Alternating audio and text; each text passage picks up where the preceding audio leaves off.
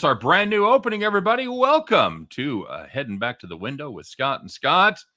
I am your host, Scott Steen. I am the lead handicapper at winnersandwiners.com. And I'm your co-host, Scott Rochelle, senior handicapper over winnersandwiners.com. And together we make up Heading Back to the Window. Good to see you guys in the house, as always. Good to see Greg. I'm gonna butcher your name, Greg, just in advance. It's Greg Guarneri. How about that? And by the way, Greg, question. When you had the Nets team total under, was that your idea or was that my play that Curious what came first, chicken or the egg? Are you stealing plays from Greg, Scott? Is that what you're It trying could to tell be. us? Maybe he's taking plays from me, which is the sole purpose of me doing the YouTube video. So I'm kind of curious that worked itself out. T-Train in the house. Good to see you, man. Scott, how did your day go yesterday? Went well. I won something. What a step in the right direction there. I had the Nets team total under 111.5. Never in doubt. Nets didn't even score 100. That Miami defense is so damn good. Yeah, they're very, very solid. I had the Charlotte Hornets as they eventually woke up and took care of business there at home. And that was a bit of a sweat there for a little bit. It was a bit of a sweat till about 2-3 minutes left. They finally and they were able to just put the pedal down, unlike the night before when we couldn't get the Warriors to hang on with the 10-point lead with a minute left. So was there any doubt in your mind, by the way, that Westbrook was going to have a triple-double the day after we had him to have a triple-double? Not one bit. Not one bit. And plus 120 last night. Yeah. Brutal. Just it was brutal is what it was. Yep. And posts on YouTube are no longer showing up on mobile. I don't know. But we'll look into that after. But I can't control that now. That is, I got to be honest with you. I probably can't control that in any part of my life. But I will tell people that can figure that kind of stuff out. So we'll keep that in mind. Thanks, T-Train. There you go. And Tyler said he took it because of you, and he also took the team and that's team total under first quarter of that one. That's got to be after your own heart there. Somebody playing your play and a quarter play. So it was just a hideous basketball game, and I loved every second of it. Beautiful, absolutely. Well, let's find out. Oh, we would be remiss if we didn't talk about how badly we whiffed on the baseball game. You know, we're going to spend some time patting ourselves on the back, but we're also going to eat some crow. As we had Urquidy. I think we like the over though, if that's a consolation. Boy, that was another no sweat. as the Houston was able to just kind of stretch it out there late. Urquidy looked pretty good, buddy. He did. I'm curious if Fried is fade material or not. If what? Fried is fade material or not. I think he certainly has to be, right? I don't know, because people can have the conspiracies about Houston and maybe having an advantage at home, going back to the White Sox theory. Fried didn't really generate any swings and misses for about the first 2 innings. No, there were some seeing eye ground balls that they hit pretty good that, if they could have certainly been at somebody that found a hole, but for the most part, they made pretty good contact against him. Got Super Slide in the house, Browns backer, DeRunder man. I'm sure I'm fucking that up. So sounded good. Let's find out who joined us in misery yesterday, Scott. Let's. Well, I didn't have much misery yesterday, but the baseball stuff. Yeah, but I did win my play today, so it's a step in the right direction. Okay, well, get down off your pedestal. What is that? One in a row? Give or take. Congratulations. Ballpark. I lost track after one. Yeah. All right. Let's find out, man. Who got ripped off? Who needs to pick up their phone and call the cops, baby? All right. Very good. We're going to start off in the NBA. If you had the Lakers on the money line playing the Thunder, a game my daughter was at, I didn't even know that. Lakers led by 22 after the first quarter, doing exactly what you think they would do against OKC. Led by 16 at halftime. And then, Scott, they decided to, you know what? That's good. We're not going to really come out for the second half. The Lakers got outscored by 24 points in the second half, end up losing by 8. Holy crap. If you had the Lakers on the money line, first of all, you're paying a pretty good price. Secondly, you got it all stolen. You got to call the cops. We'll get back to that game in a little bit. But looking at the second call the cops, it was the game that you actually had, but you were on the right side. If you had the Magic +6 against the Hornets, you led by 2 after 3 quarters. You know the Magic are not exactly a good team, but maybe they can hang around just one more quarter, keep it close. Now they got outscored by 11 in the fourth, lost by 9. Absolutely. Nathan Cerno, he wants props, and he deservedly so. He called the zigzag, Yeah, he did. and so far there's been a zig. Now we'll have to find out if it zags when they come back, but so far the zigzag is 1-for-1. So we'll see what happens when they head back to hot Atlanta. And it's a very good possibility that Atlanta wins that first game there at home. Lastly, if you had the Celtics Wizards first half over 115, had 114 with 5 seconds left, Scott. Bradley Beal misses 2 uncontested layups. Started at 114, and you add 0 to 114, you get 114.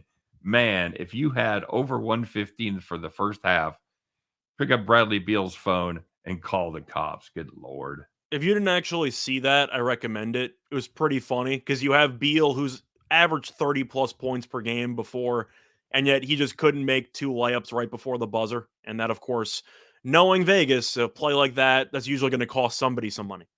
You're dead to me, Bradley Beal. Dead, I tell you. All right. Well, there was some good news. If you were on the right side of it, had those nice, easy victories, you know who you are. You were sitting in the rocking chair. So the first one was in baseball. If you had the Astros money line against the Braves, they led it 5-1 after 2 innings and won 7-2. Really never in doubt. Nope. Unfortunately, it wasn't. If you had the Clips Cavs under 218, well, started off well for you. Put up 87 points in the first half. You're thinking that's probably going to be a win. And guess what? It was, because they put up just 84 in the second half. Even worse than the first half. Nicely done, boys. That game ended 171. They don't get much more rocking chair than that. That Cavaliers team, I'm kind of keeping an eye on them. I don't think they're good, but they're young. They're actually not that bad. They're not as bad as I thought they were going to be. They're like the T-Wolves. You're not horrific anymore. Congratulations. Yeah, and speaking of the Timberwolves, that's going to be the third rocking chair. If you had the Timberwolves +6 against the Bucks, well, they never trailed, and they led by 10 after a quarter. Almost choked up the money line down the stretch, but the spread was never in doubt. Timberwolves ended up holding on and won by 5. Very good. Very good. Nathan Cerna said Braves first to 2 at -110. Easy money. Easy money, he says. It's a good call by Tyrone, by the way. That Adebayo rebound prop. Yeah, I actually did notice that. I forgot to include it. That was pretty brutal as well. Oh, it had 7 at halftime and only put up 2 in the second half. Yeah. Well, it was kind of like our triple double from the night before when they took him off the point, when he had five assists in the first quarter and couldn't get to 10. Yeah. Well, Westbrook finished with, I think, 8 when he had 5 in the first quarter when we had him. That's what I just said. No, but I'm saying I'm pretty sure that was. I'm just confirming. That sounds right. Yeah. Well, thanks. We saved $1 on that play, by the way. That triple double closed at like +170. We got it at like 275. I am so tired of throwing my closing line value in the trash. It's such a shame. We really need like a trash can. It's one of the best memes for sports betting, by the way. If you guys have ever seen it, it's on Twitter, from what I've seen. It's just simply a trash can. It's got CLV on the outside of it. And you just throw out all your losing tickets. Doesn't matter what number you got. But I beat the number. Mm-hmm. All right. Hey, speaking of, I don't want to give it away, but speaking of Russell Westbrook, let's find out who is wearing the golden feed bag, Scott. Who is the donkey of the day?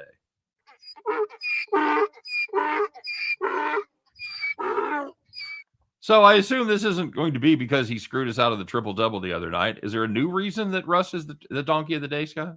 Well, kinda. We have a couple of reasons. There's one main reason, but I'll go with the separate one first. He had a triple-double. In fact, he actually overdid himself. He had a quadruple double with 10 turnovers with 9 minutes left in the fourth quarter. How do you have 10 turnovers with 9 minutes to go in the fourth? But that's not even the reason why we're giving him this award. It's because of what happened at the end of the game. You had the ending where Oklahoma City dodged those 2 airball threes by Monk and Melo. I don't know what the hell those shots were. I don't know what that inbound pass was either. But anyway, Thunder are up double digits. They're going to win the game.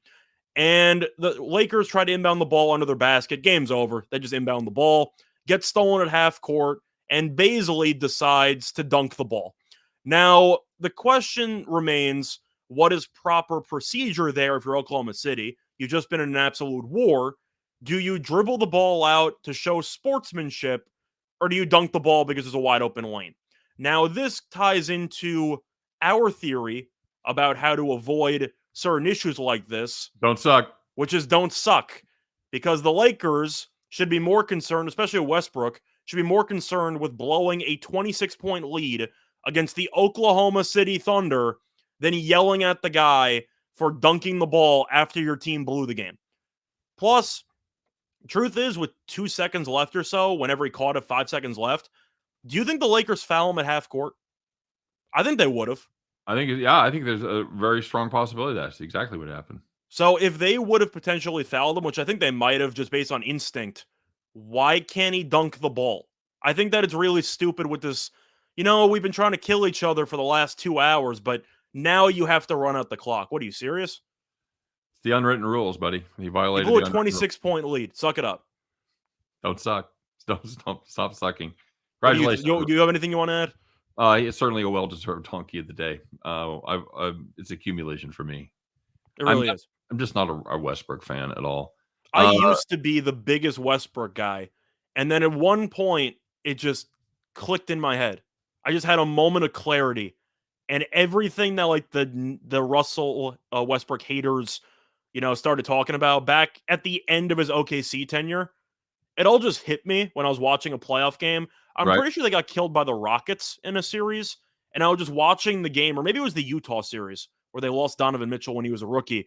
I just realized this guy's really overrated. It just immediately hit off in my head, and now I can't flip it back. So yeah, I don't want to say a 180 on Westbrook. I've probably pulled a 160. A 160. I still think he's talented. I just used to be a big fan of his, and now I realize there are some serious flaws in his game that he has never tried to correct at any point in his career. Yep, you're absolutely right. Derunder Man, listen to the Phil Nason's podcast. By the way, that was Phil does good work. If you're a podcast person, definitely check out Cash with Flash. He's a good handicapper. He's got a good team and a great. By the way, one play that I actually gave out on a podcast I was on recently. I don't know. I gave out Adebayo over 9.5 rebounds. Outstanding. Game. I did give that out, Tyrone. So yeah, I feel that one. I should have included it. That's why you had intimate knowledge of. That's why I realized. I'm like, that's right. I actually did recommend that. Yeah, that sounds about right. Tyrone he probably listened to you. He probably listened to you do it. Could be. I retweeted it, so it's possible. I ended up going 2 for 2 on those. 2 really bad beats. I lost by a hook on both of those props. I had the Adebayo rebounds, which lost because he did nothing in the second half. I had Caldwell Pope under 1.5 assists. He had 1 assist with 1 minute to go in the game. Picked up an assist. Cool story, bro. Not fun. Not fun. But oh well. Okay. Yep. Thanks for listening. Feel better? Yeah, a little bit. Okay, let's find out who won some money for people yesterday. And it was a good day for the dogs, Scott. If you had a dog somewhere in the plus 200 to 300 range, good chance you cash that ticket. And this is one of those cases. Let's find out who was yesterday's gambling hero.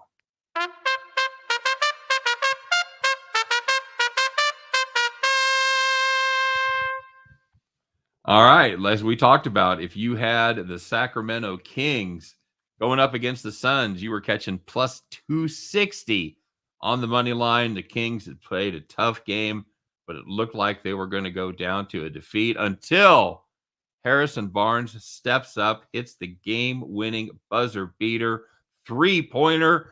Go home, Suns. You're beat. Hello, plus 260. Cash that ticket. Harrison Barnes, you are the gambling hero of the day. Especially since it was a tie game, it would have gone to overtime, but the Kings were coasting pretty much the entire way.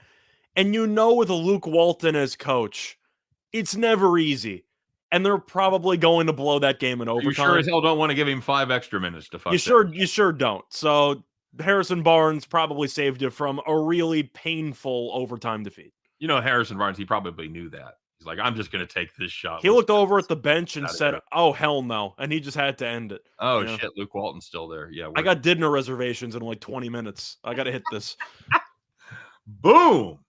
That's yeah, it was a beautiful thing, man. It was, do you have any of those dogs last night?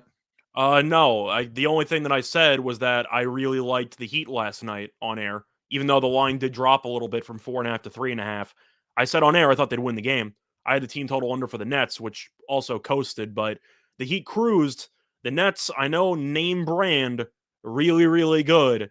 James Harden has been playing terribly, and that Miami team is not afraid of anybody. You worried about your Nets yet? No, I'm not really worried about anything because it depends on what do you think is the proper amount of time. As a Chiefs fan, you could even talk about it because your team's going through a slump or whatever. Of Hmm. course, there's 82 games in basketball compared to 17 now in the NFL. At what point during the season, maybe percentage wise of games, do you start to have the code red go on? Well, I would say with football, it's a month. It's four games into the NFL. For NBA, I go All Star break. Uh, I would say probably 20 to 25 games. I'm more It's tricky for NBA though, because I don't know how much these teams actually care about the regular season, you know? right. Well, it's I just don't think playoff positioning just doesn't mean that much. It'll be curious to see. Do you think the home court advantage is going to be more pronounced this year in college and the NBA because fans have been away for a year? For college, yes. For the NBA, I really don't know because we talk about how good the Jazz are at home every year, and the playoffs come around, suddenly they can't win a home game. Right. So I just think that some teams are just wired differently, but the actual spark of the crowd does help. So I do think that's going to play a factor in college, especially with the drunk college kids there in the middle of the week or even on a Saturday afternoon. Yep. Timothy Lindsay just says he's got a free ticket that I've bet the Braves to win the World Series at 26 to 1 before the break. All I can do is pray. I'm rooting for you. Well, you can. At what point, Scott, do you start hedging that, or do you hedge it? Do you just let it roll? I don't know because it's a free ticket. So I'm actually curious. It was a free bet for how much? Like, I'm curious what the payout is. If it's $1 to win $1 million? $26, probably let it ride. But if it's a shot to win 26K, maybe you might want to hedge at some point. Is that fair? Yeah, I think I that's need a little bit more information. so. You're not gonna hedge out of your $26 winner. I would not hedge out of the $26 winner, but if it's 26,000, maybe we can talk. Fair enough. I'm horrible at this. Don't forget to like and subscribe, guys. Don't forget to hit that like button, the thumbs, all this stuff, wherever you are. If you're on Facebook, if you're on Twitter, if you're on YouTube, give us some sort of positive adulation. I We, we, see, by the way, we a look for that. question from Durunderman, wondering if we use betting models or if we just use gut feeling. The answer is I don't use any betting models. I've looked into them in the past. Nothing really ever took for me. For gut feeling, that makes it sound like we're just guessing out there.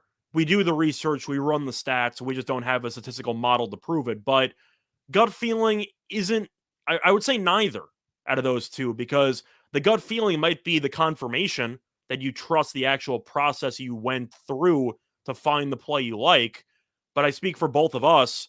We're constantly running numbers. We're looking at the previous matchups. We're looking at previous games. We're even watching film.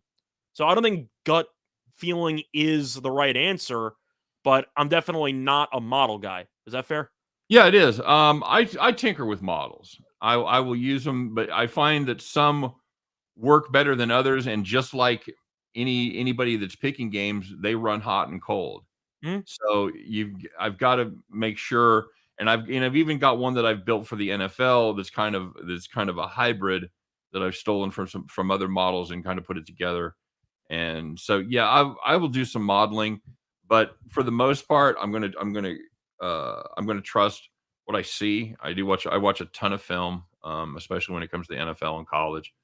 So yeah, I like to watch all 22.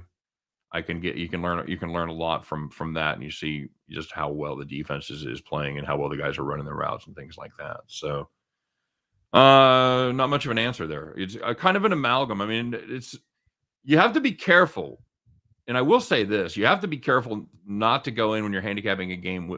Try your best not to have a preconceived notion because then you start looking for confirmation bias. Yeah, you have to be completely neutral when you go into a game. For example, game 25 to win tonight. 650, by the way, Scott.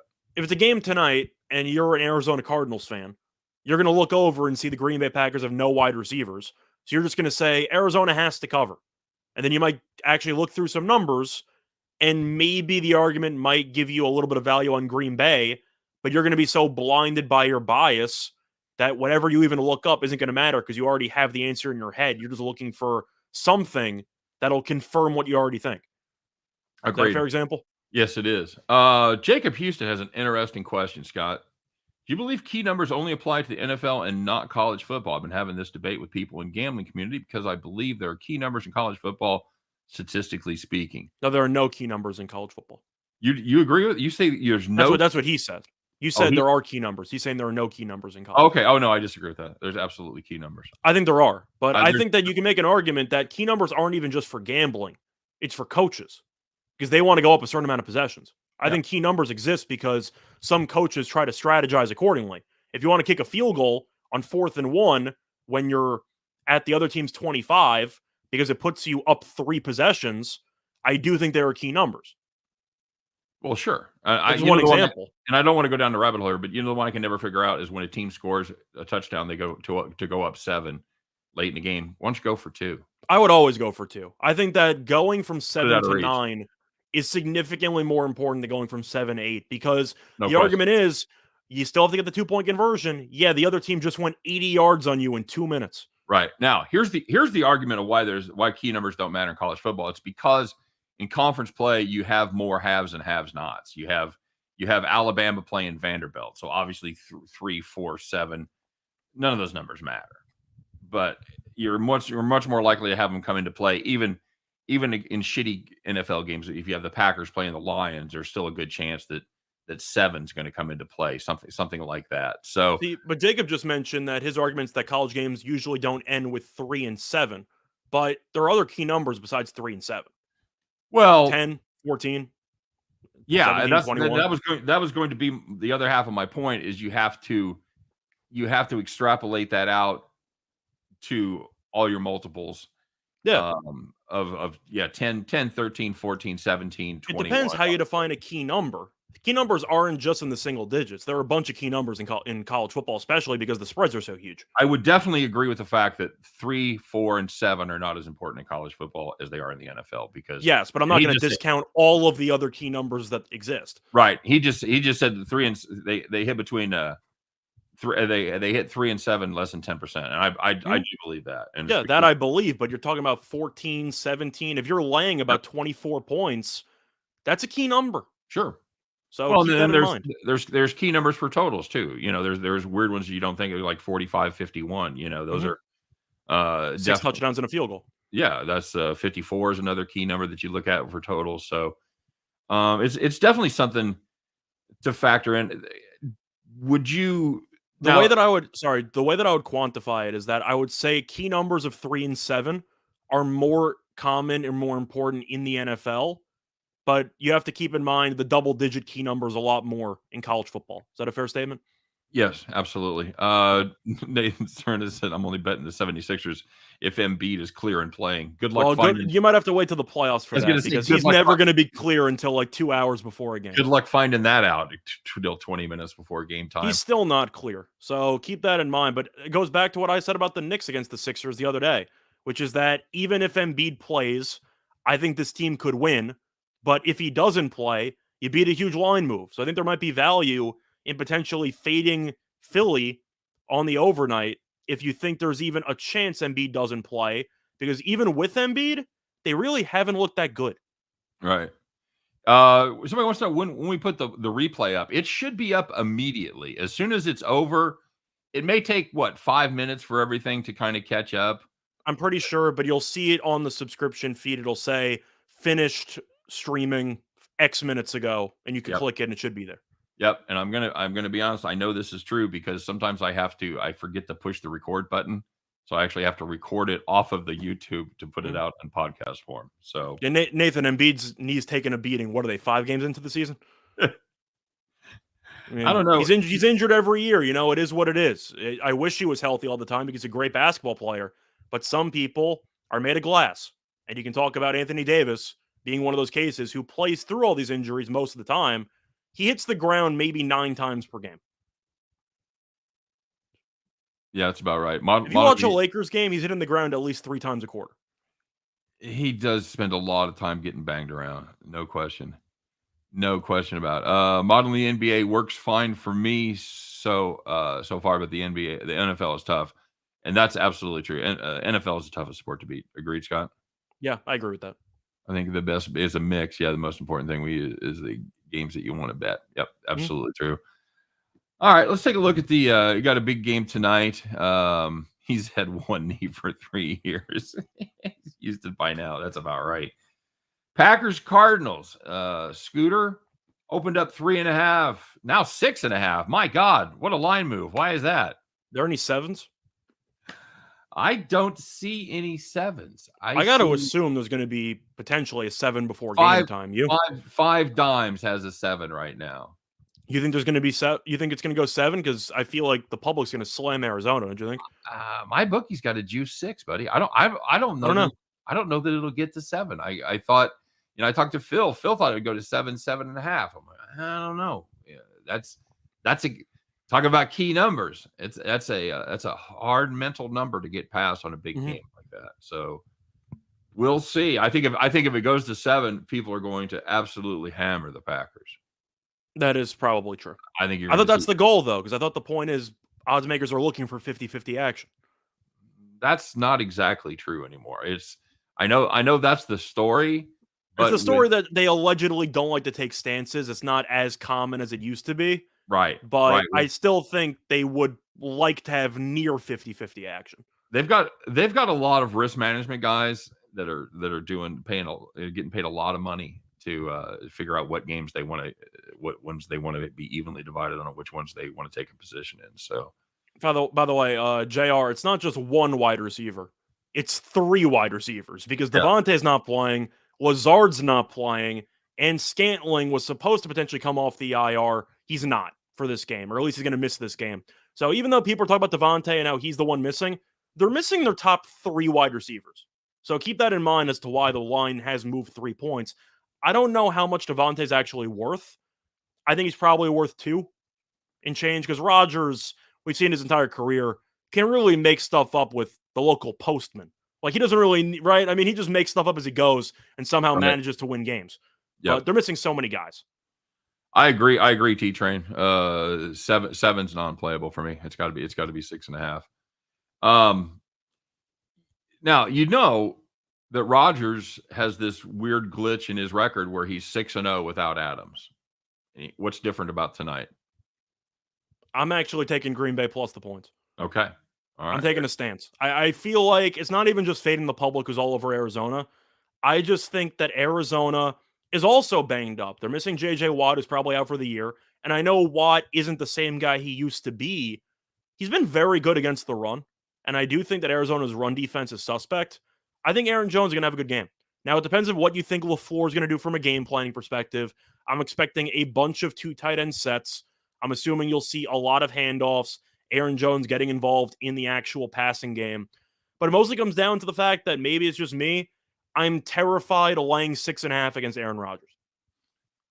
Fair enough. And that's, and like I said, he certainly has the body of work without Devontae Adams to back that up. I question whether this Green Bay defense is going to be able to stop Arizona, however. Arizona. Well, Hopkins is supposed to play, a little banged up, but he's supposed to play. I'm not sure how healthy he's going to actually look out there. But Green Bay, that's the thing. They're missing a bunch of guys. Do I want to fade a team that's won about 6 straight? And I know Arizona's undefeated. I get it. They've been playing with their food a little bit. They've managed to win every game, of course. I think this game's going to be somewhat close. I think Arizona's going to win, but I do think that Rodgers, the back door might swing open in this one. It really would not surprise me. Okay. Somebody wanted to know, how when handicappers say I make this number at 6, but they don't really share the process behind that. For me, I do my own power ratings. I do my own power ratings for all the NFL teams. I do them. I'm not going to tell you I do 130 teams in college football. I do about the top 50, the 50 teams that I'm I probably. don't, I don't think you're doing the rankings for college either. What's that? What is that, 300 and something teams in college Well, there's 100. basketball? Yeah, there's No, I'm three. saying I don't think you're doing the power ratings No, for college basketball because I no, think that there's would drive you nuts. 353 the last time Yeah. I looked in college basketball and 130 in college football. But I lose track as Dixie State got called up, and I lose right, track every now and then. right. Dixie State's going to the show, Mhm. but that's how we do it. That's how I do it. And that's how books do it. At the end of the day, for all the stuff online, all the electronics, there is a guy or most likely a department at major sports books, and they have power rankings, just like you see for Danny Sagrin or other guys that do their own power rankings. Ken Palm for college basketball. Ken Palm for college basketball. Each individual bookmaker will do their own power rankings, and that's how they make the lines. I swear by Ken Palm for college basketball. I'm a big Ken Palm guy. He's very good. But to go through some other questions here, Jacob said he heard that home teams automatically get 2 points. It's actually usually 3. 3 is usually the number instead of 2. Once again, I'm not sure how you can quantify that because that was allegedly the case last year when there were no fans. So I don't really know how that used to factor in. I don't know how much of it's fair or not based on trying to immediately project how much a home field is worth. I think it's worth more in college than the pros. I make it 2.78 in the pros and about 3.31 in college. Do you think that the same thing would apply for NBA to college basketball, or do you think it's even a bigger gap between the two? I think there's even a bigger I agree. gap. Yeah. Mhm. I think NBA and home field and NBA not all that important. Well, Jacob, to answer that question of how power rankings give you a number for the spread, the way that I would interpret it is that they might have, let's just say, one uniform number to determine how good an overall team is. And if they just stack that up accordingly, one team is X points better than this other team, then you might factor in home field and create your spread. Once again, I've never been a model guy. I'm not really a power rankings guy. I do everything individually, game by game basis. But I'm assuming that's the case. You have one number. Yeah, it's a lot of work. That's to answer your question. If you are going to do some type of power rankings on your own, or you're wondering how the spreads are actually made, a lot of work behind the scenes. Yep, absolutely right. And then you start missing games. You're like, are my power rankings wrong, or am I, so. T-Train saying Jacksonville gets 0 for home games. What do you think the Chargers get? -3? Nobody goes to Charger games besides the opposing team. Well, they're starting to do a little better out there. A little more, but what? Opposing fans still make up. I'd assume at least half of the stadium. They got them out of their soccer field. So yeah. Any interest in the college games tonight? You got your Troy and your Coastal. By the way, to answer the Green Bay Arizona game, I'm leaning to the under. I think Green Bay's going to try to run the ball, try to control the clock. I think they're both going to run the ball. I would play the under there as well. I'm probably leaning the other side. I really wanted to take Green Bay here, but I'm going to wait until the final minute because I'm hoping it's more likely to go to 7 than 6. I doubt I'll get 7, but if I do, then I do think there's value on Green Bay. I'm already down at 6.5. I'm going to be looking forward to go to 7.5 so I can see if I can catch a middle. Yeah, we'll see.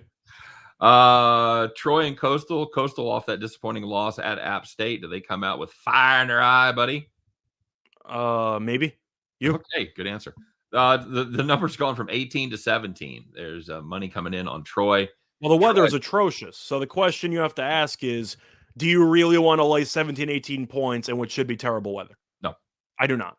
No. I've had Coastal let me down last week, and they let me down for an over the week before that. So I've got to take Troy. Troy has a very good defense, man, and a terrific run defense. I'm not sure how well Coastal's going to be able to run the football, and I'm not sure how well they're going to be able to throw the football in the rain. It's I'm also curious how much the actual motivation or lack thereof is going to play a factor. Because yes, they can win the Sun Belt, but they had a shot at an undefeated season, maybe a shot at a New Year's Six bowl. That's not happening. Do you think a part of them kind of rolls over? Yeah, that's the other question, because here's the deal. Troy only 4-3 on the season. You go, well, they're kind of having a disappointing year. They control their own destiny in the Sun Belt, man. They can win their division. Now they still haven't played App State and they still haven't played Coastal, but they control their own destiny. So they're going to come out like a team that wants to have something to play for. So between their defense, now their offense is It's not good. Atrocious. Yeah, it's not good. It's not good at all. And of course, this Coastal defense, that's my question for you.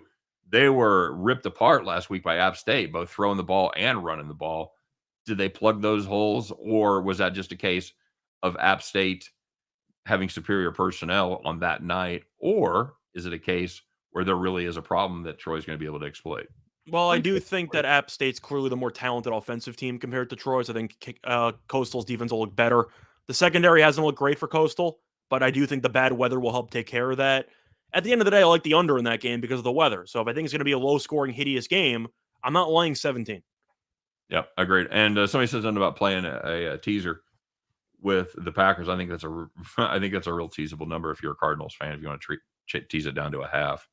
I'm not a big fan of teasing college, but I do think that if you want to tease maybe the Troy game, maybe look at the under on that one. Tease under 56. Yeah. Yeah. I don't mind that. No, don't mind that a bit. East Carolina and South Florida. The Bulls against the Pirates. What would win in your mind, a bull or a pirate? Just play the mascot game when you're not sure who's going to cover. Does the pirate have like a peg leg and one eye? I don't know if the bull can swim, so that might play a factor on the ship. Not very fast, probably. Yeah, probably not. This number has gone from opened up at 9.5, and that's pretty much where it stands. There's a couple of 10s, but this is doesn't seem to be a ton of action on this one, Scott. The number's gone a little bit. 57 to 56. I actually have a thought on the game, but it's not side related. I like the over. South Florida's offense has started to look a little bit better. It couldn't have looked any worse, I'll tell you that much, to start the year. But East Carolina's offense has had some splashes at times. Ayler's still a pretty good quarterback. They still have some weapons. The defense isn't very good. I'm looking at the over. I think you'll see some points. Okay. You? All right. Yeah, I'm kind of the same way. I worry about this South Florida offense being able to do enough, but the Pirates defense, man, is definitely not good, and they can be had via the pass. So we'll see what happens there. I'll be watching that one live and see if I can find an angle there. You know what? We're out of time, buddy. Yeah, I was going to go through some NBA stuff, but the truth is I don't really like anything on the card. Okay, good chat. Maybe then I'd look at the Knicks because there's a chance Levine's not going to play. So if you want to take a gamble there on injury reports, I do think the Knicks money line definitely has a shot there. But NBA, I gave out my play on the Grizzlies game. Other than that, I don't really have anything else. Okay. Who you like in the World Series going forward? The World Series, I had Houston in 6 going in. So I'm sticking with it, but we'll see. Okay. All right, very good. I'm worried about the Braves pitching. If Fried's going to suck, I think they got problems. So that's definitely true. All right, my friend. Well, we have we took it in the shorts again yesterday as far as our farm. We've given back almost all of our farmland, and it's. But we had a 4 or 5 game winning streak last week. So yeah, we built it. We're still up overall a decent amount, so it's not that big of a deal. Yep, agreed. But we're gonna find out what we're gonna do today to get back on the winning track, Scott. Put on your overalls, would you, buddy? Get that straw hat on your head. Climb on your John Deere. It's time to bet the farm.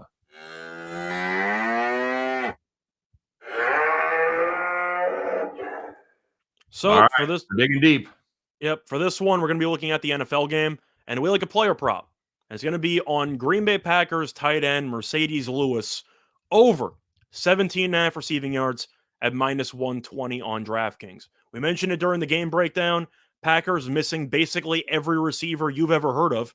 Devontae Adams not playing, Scantling not playing, and Lazard not playing. Now, Mercedes Lewis, despite being the second tight end on the depth chart, has actually been pretty involved in the passing game lately, as he has recorded at least 31 yards in 2 of his last 3 games, at least 17 yards in each of the last 3 games, and he's played at least 38% of the snaps in each of the last 6 weeks. We do think Green Bay will shift a little bit more to some 2 tight end sets. They have a lot of young receivers that Rodgers probably doesn't trust. And I do think that you're going to see Lewis play probably north of 50. I think he'll play at least half the snaps, don't you think? Yep, I agree. And Bien Trabajo has a great point that you and I talked about. Is the TD prop for him is what, plus 750? Plus 750 on Yeah. DraftKings. That is 100% worth that for Mercedes Lewis. 100%. So that is going to be our bet the farm play. Mercedes Lewis leading, or at least getting involved with that depleted Green Bay Packers receiving core, over 17.5 yards. So that's going to do it for us. And T-Train says, hold your Ethereum, buddy. Here it goes. Doing my best. All right. Thanks, guys, for joining us. As always, one more time, don't forget to tell your friends. Don't forget to smash that like button, all that good stuff. Good luck on all your plays. For me and Scott, thanks for hanging out with us today. We will see you right back here tomorrow on Heading Back to the Window. Peace, guys.